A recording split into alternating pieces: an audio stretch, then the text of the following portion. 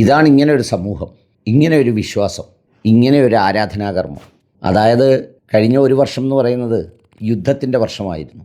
ഇറാനും അമേരിക്കയും ഇസ്രയേലും ഒക്കെ യുദ്ധം, ഇസ്രയേലിൻ്റെ ഫലസ്തീൻ ആക്രമണം, അതിൻ്റെ തിരിച്ചടി, അതുമായി ബന്ധപ്പെട്ട ഒരുപാട് അസ്വസ്ഥതകൾ, ഭീകരമായ ആകാശയാത്രയുടെ ചിലവ്, എന്തെല്ലാം പ്രതിസന്ധികൾ.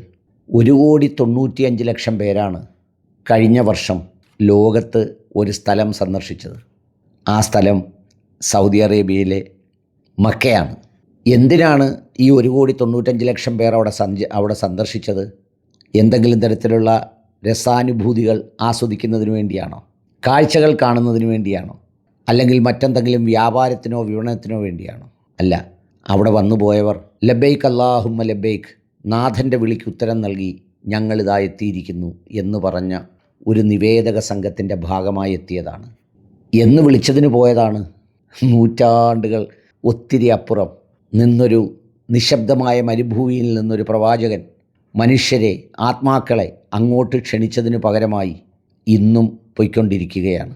ഏതെങ്കിലും ഒരു പ്രത്യേക രാജ്യക്കാർ ഒരു പ്രത്യേക ആവശ്യത്തിനായി പോയതാണോ? അല്ല. ഏതെങ്കിലും ഒരു പ്രത്യേക സാമ്പത്തിക സ്ഥിതിയുള്ളവർ പോയതാണോ? അല്ല. ഏതെങ്കിലും ഒരു പ്രത്യേക വിഭാഗത്തിൽപ്പെടുന്നവർക്ക് മാത്രമായി ആണോ അവിടേക്ക് പോയത്? അല്ല. അങ്ങനെ വിശ്വാസ സമൂഹത്തിനിടയിൽ ഒരു ഭിന്നിപ്പും സൃഷ്ടിക്കാനാവാത്ത വിധം അവിടേക്ക് പോയവരാണ് ഈ മനുഷ്യരത്രയും. അപ്പോൾ ഈ പോയവർക്ക് അമേരിക്കയും ഇസ്രയേലും ചേർന്ന് നടത്തുന്ന ഇറാൻ ആക്രമണത്തിൽ പ്രത്യാക്രമണമുണ്ടായി ബോംബാക്രമണം ഉണ്ടാകുമെന്ന് ഭയമില്ലേ? ഇല്ലെന്നാണ് ഉത്തരം.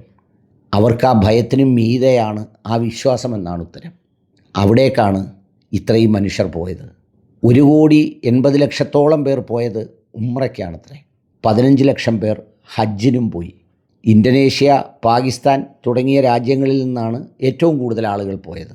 സ്വാഭാവികമായും അവിടെ കൂടുതൽ ഈ മുസ്ലിം പോപ്പുലേഷൻ കൂടുതലുള്ളതുകൊണ്ടാണ്. അവർ പോയി ഹജ്ജും ഉംറയും ഒക്കെ നിർവഹിച്ച് അവിടെ നിന്നും മടങ്ങി. ഇത്രയും ആളുകൾ ആ പോയ ഇടത്തേക്ക് ഇനി പുതിയതായ ഒരാൾ ചെന്നാൽ ഇത്രയും ആളുകൾ വന്നു പോയതിൻ്റെ എന്തെങ്കിലും അവശിഷ്ടങ്ങൾ ഒന്നും ഉണ്ടാകില്ല. ഇന്നലെ നമുക്ക് വേണ്ടി തുറന്ന ഒരിടം പോലെ ആയിരിക്കും നമുക്കവിടെ തോന്നുക. അതിനെക്കുറിച്ചാണ് സൗദിയുടെ വിഷൻ 2030 പ്രോജക്റ്റിൽ പറഞ്ഞത്. അത്രമേൽ സംതൃപ്തിയോടെയാണത്രേ ഇത്രയും ജനങ്ങൾ ഇത് നിർവഹിച്ചു മടങ്ങിയത്. അതിന് ആതിഥേയമൊരുക്കിയ രാജ്യം വളരെ വിനയാന്വിതമായി ആ കണക്കുകൾ പുറത്തുവിടുകയായിരുന്നു. അതെ, മക്ക ഒരത്ഭുതമാണ്. മക്കയെപ്പോലെ തന്നെ ഈ വിശ്വാസത്തിൽ അധിഷ്ഠിതമായി ജീവിക്കുന്ന മനുഷ്യരുടെ ഒരു സമർപ്പണവും മറ്റൊരത്ഭുതമാണ്. ഇനി എത്ര വിമാന വില കൂടിയാലും, എത്ര ഡിസ്കൗണ്ടുകൾ എടുത്തു കളഞ്ഞാലും, എത്ര യുദ്ധങ്ങൾ നടന്നാലും അവിടേക്ക് അനുസ്യൂതം ആർത്തിയോടെ ഒരു പ്രണയഭാവത്തിൽ, ഇഷ്ടഭാവത്തിൽ അവിടേക്ക് പൊയ്ക്കൊണ്ടേയിരിക്കും. പോകുന്നവരിൽ മഹാഭൂരിപക്ഷം പേരുടെയും പ്രാർത്ഥന എന്തായിരിക്കും എന്നറിയോ?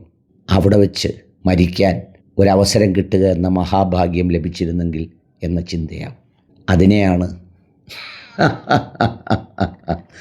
ആരിഫ് ഹുസൈൻ UK പോയി 2 ചോദ്യം കൊണ്ട് വെല്ലുവിളിക്കുന്നത്.